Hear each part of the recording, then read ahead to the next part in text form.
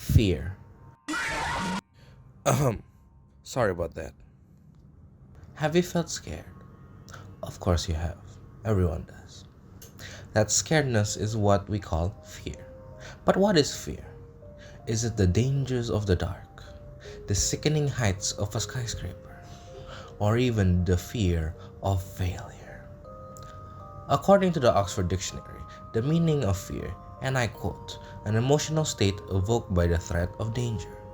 End quote. Fear is naturally unpleasant. But why is that so? Because it is meant for us to be discouraged into not doing the things that would otherwise put us in danger.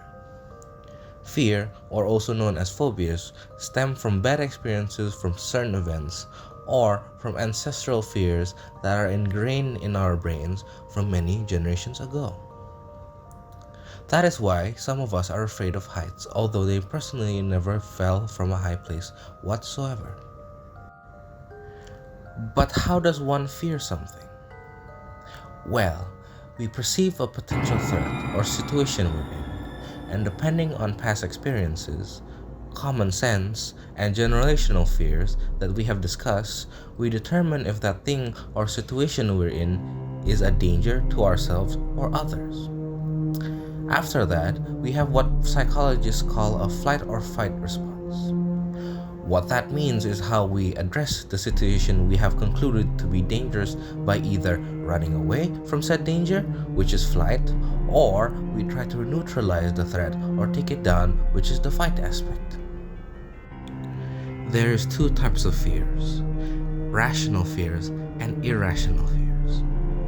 Rational fears are phobias that are real and observable, and any sane person would likely be scared of. Take for instance, phobias of wild animals. The most common, the fear of spiders, arachnophobia. Spider warning for those who are afraid and have arachnophobia. Skip into 2:30. Now let's get back. It is known that some spider species are venomous, so much so that it's deadly, like the infamous black widow.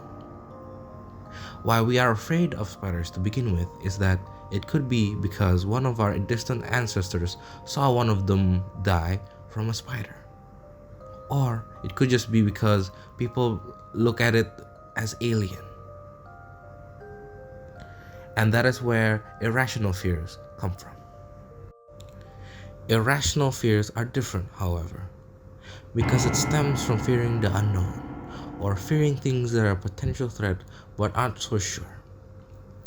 In the case of arachnophobia, where people are scared of spiders regardless if they're venomous or not. This is usually the case when you lack a certain information. For example, a hooded man in the streets at night. Most people would be afraid and go around said figure. But if they knew he was just waiting for someone to pick him up, it would be drastically change everything. Another thing that's been going around the internet is disfigured faces that gives off an uncanny feeling. This is due to humans having really good facial recognition, knowing how people's face shapes are supposed to be. When it just differs slightly, it has that creepy feeling which is popular among analog horror.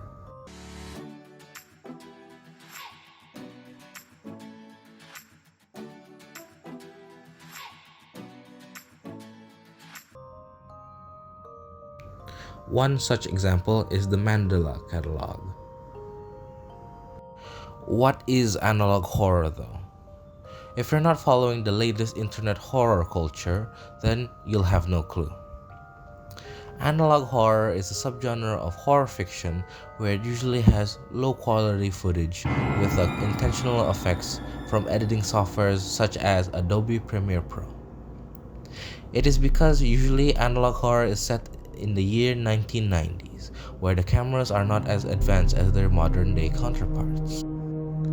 It all started from a horror found footage film called The Blair Witch Project that has its own unique filming style, which makes it look like it's filmed by a group of amateurs that are recording it with a low quality camera, even though in actuality it is way more than that. Now back to analog horror. The first parts of an analog horror tries to sell to the viewers that this video might actually be real. Then comes the horror elements, which are usually very subtle and doesn't have the traditional random jump scare for shock value. Rather, it focuses more on the feel and atmosphere with a payoff jump scare at the end. That is why it is getting a lot of attention, because nowadays, big horror movies in the modern age are oversaturated with the same concepts and tropes. Even so, there are timeless classics that use very similar horror elements as one another. Speaking of horror, why are we so obsessed with scary movies or scary media in general? Is it because we secretly love the danger? Well, sociologist Margie Kerr theorized why people love horror is because of excitation transfer. What that means is, after all the effects of fear like sweating, accelerated heartbeat, and other physical reactions, viewers feel a sense of relief throughout their whole body. That is because your body, specifically your brain, rewards you for escaping the non-existent danger and amplifies all positive effects like relief with dopamine, which is a chemical in our brain that makes us happy. They also conclude through study that some people sensation seek to stimulate their senses through media that doesn't have real long-term negative effects and just temporary ones. All of this happens autonomically too. We don't realize all these complex processes that are happening in our brain. Can you say that we just like scaring ourselves? Maybe.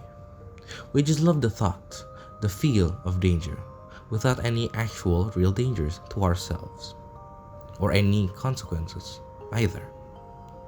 We just like the adrenaline high, the rush we get from when a protagonist of a horror movie is running from a psycho killer, which is honestly pretty oversaturated in media now.